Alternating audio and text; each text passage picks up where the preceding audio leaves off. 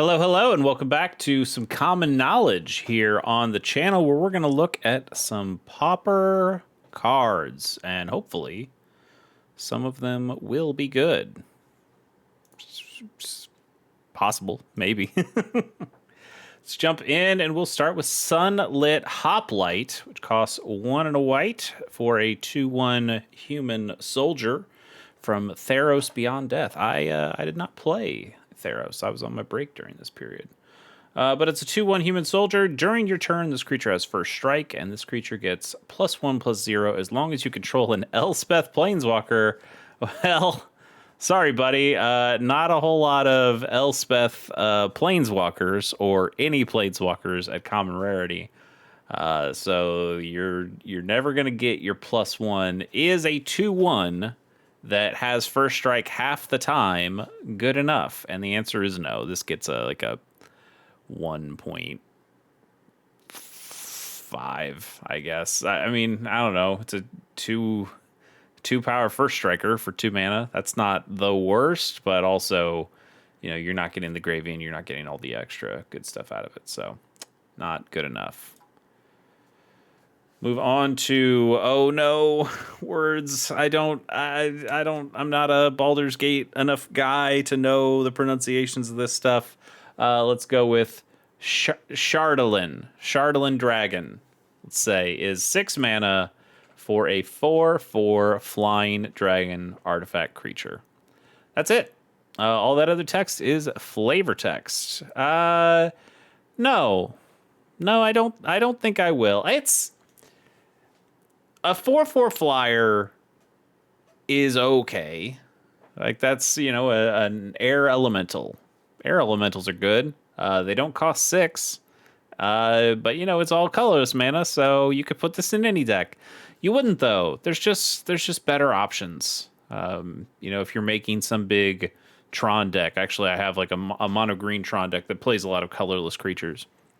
And I play the Wretched Griff, which is a 7 mana 3/4 flyer. You go, well, why would you do that? Because it also draws you a card when it comes into play, and there's also ways of getting it in cheaper. This isn't good enough. Vanilla creatures are not good enough. I like vanilla creatures. I think vanilla creatures are cool. This one's not in the Pauper format. You're not going to get away with that. So this gets. It's slightly better than the last one I saw. So 1.6. 1.6. I think that's fair. It's not good. I like the art, though.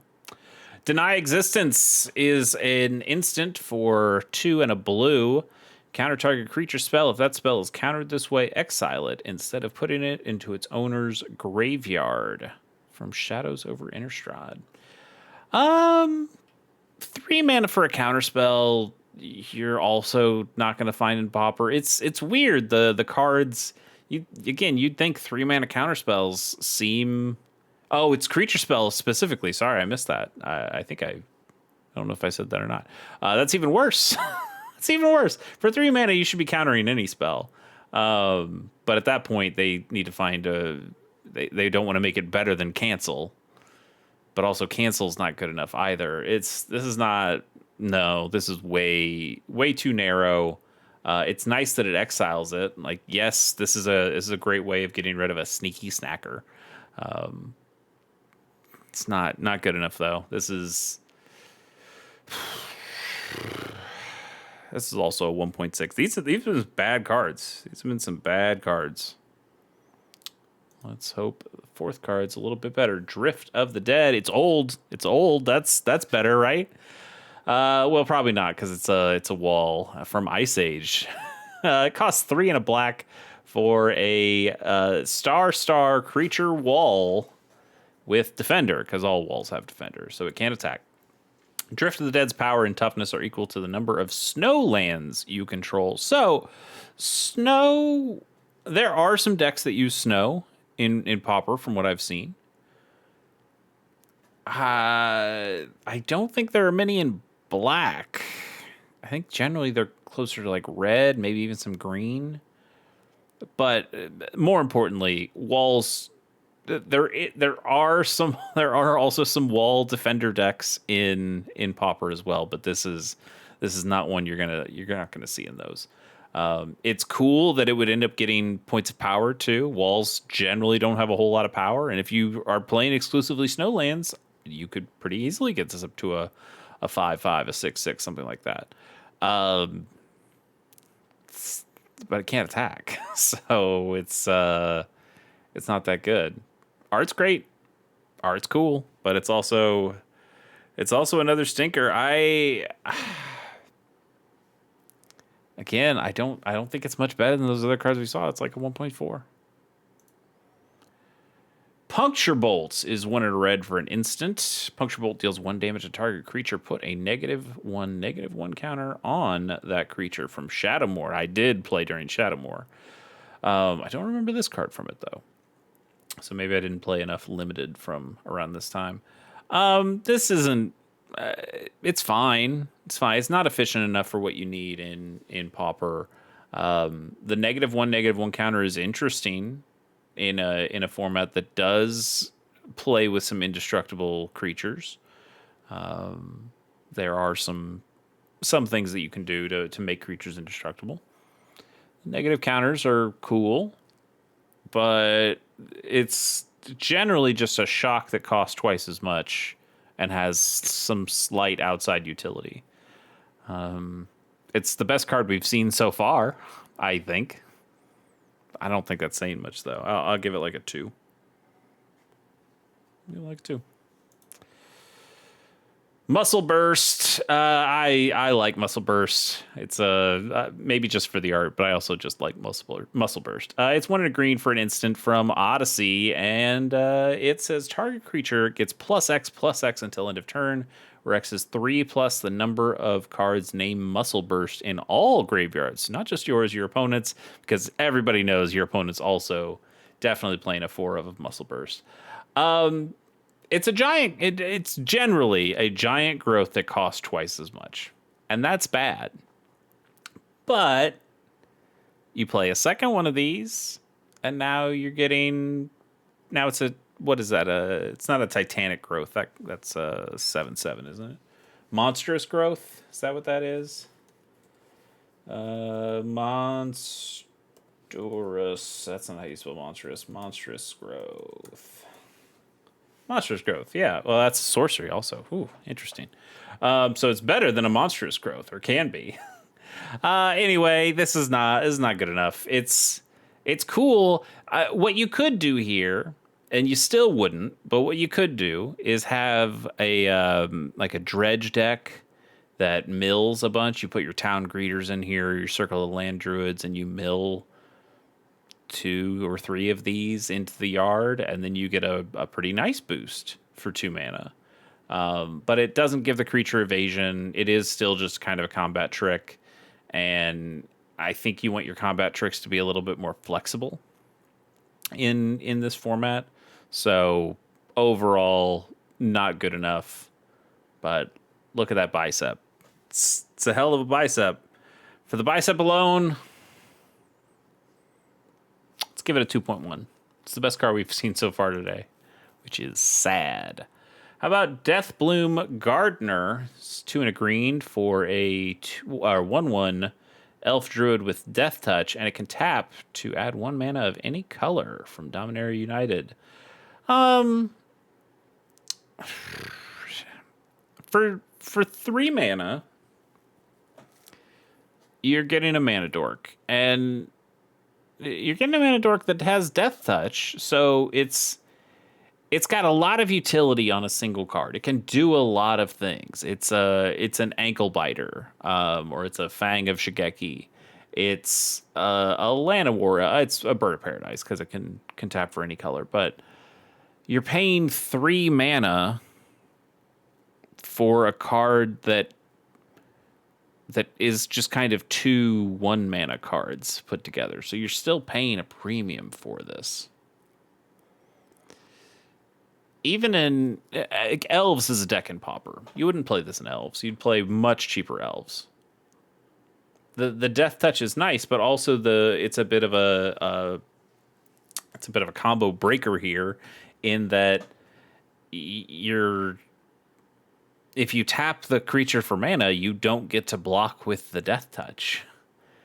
And if I guess what's the best thing you could do? You could block with this creature and then tap it to play something that costs 1 mana, or I don't know. I don't. This is pretty bad. It's nice to just have Death Touch on things, but if Death Touch is what's making this cost an extra mana, no thanks. I'm good. I'd rather just have a 2 mana that can tap for any color, or better yet, I'd rather have a Llanowar Elves that just costs 1 mana and cast for that costs 1 mana and taps for a single color, but it's the color I need. No, it's colorful. It is colorful. I'll give it that. 1.8. Like, these have all been real bad cards. Some real stinkers so far. Peace Strider, are you going to break the streak? I do not think you will. Peace Strider, sorry. Pierce Strider is a different card. It's the one that makes them lose 3 life, right? This one makes... Sorry. Okay, this is 4 mana for a 3/3 construct artifact creature, and when this creature enters, you gain 3 life. I do think it is Pierce Strider. In fact, you know what? We'll do it here so you can see it. Pierce Strider. There it is. Look at that. They came from the same set, Mirrored Image Siege, which I also wasn't playing at the time. But Pierce Strider I like, because I've got a mono white blink deck that blinks this infinitely in Commander, that blinks this infinitely and wins that way. It's kind of cool to have life loss in mono white for Commander. But Peace Strider, you have a couple of cards in white for life gain. It's not Devoted Druid. No, Devoted Druid's something else. Yeah, that's a much better card. Which is in Pauper. We might talk about it someday. Devoted something. It's white. Maybe it's not Devoted something. I don't know. It comes into play and you gain 4 life, but it only costs 2, and it's a white card. It's a sideboard card. This costing 4. It's nice that it's a 3/3, but it costing 4 just kind of prices it right out of the playability in Pauper. It's like a 2.1. You're never gonna play this. It's playable, but you would never play this.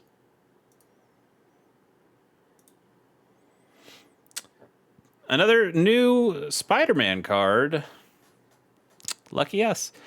This one's a little bit interesting, though. So this is Mysterio's Phantasm. It costs 1 and a blue for a 1/3 illusion villain creature that has flying and vigilance. And whenever this creature attacks, mill a card. This isn't bad. 2 mana for a 1/3 flyer. It can block a lot. It can attack a lot. Having vigilance means it can block a lot. You're going to be able to block core Skyfishers. You're going to be able to block fairies. You're going to be able to block refurbished familiars. All at base. Like, this can just stop all that stuff. And you're only milling a card a turn, but you're milling a card a turn. That's kind of nice too. This isn't bad. It's not. The problem is it's not good enough to fuel a consistent enough strategy. The reason a card like Town Greeter is good in Pauper is that it comes into play, it mills 4 cards right away. You're getting more bang for your buck. You're getting more value. Sure, this could end up milling 4 cards or even more, but it has to be over 4 turns. And it doesn't have haste, so it's not even with the turn you play it. It's, again, like a 1/3 flyer for only 2 mana. This is a good color for it too. I don't think it's quite enough. I think you might play like an Oaken Siren over this, which is which is a similar stat line. Actually, no, it's a 1/2, isn't it? It only costs. What is an Oaken Siren? Oaken Siren's a 1/2, pretty sure. Ugh, spelling. I get it. Yeah, it's a 1/2, but it is Flying Vigilance. But it also taps for colors. So it's nice to have a mana dork in there. So the 1/3 stat line is significant. It is important. Weirdly, I think this is the best card we've seen so far tonight, and I'd give it a much better score than we've seen so far. Like, I'll give it like a 3.6. Yeah. Eager Construct. Is this the last card of the day? It is. It is. Eager Construct is 2 mana for a 2/2 artifact creature construct. When this creature enters, each player may scry 1. Well, that's not very good, is it? If it was a 2, even if it just had you scry 1 and you didn't have your opponent do anything, I still don't think this would be all that good. You can play it in any deck. Scrying's not bad, but giving your opponent a scry isn't great. They're going to get to use their scry generally. Like, they're going to get to use the card off the top of their deck before you. No. It's like a 1.9. It's not good. Not good. I think I was way harsher on this episode, or maybe just the cards were that much worse. It's possible. And sadly, I think that Spider-Man card was the best one we got. But that's all we have today. We'll see you next time for more common knowledge. See you then.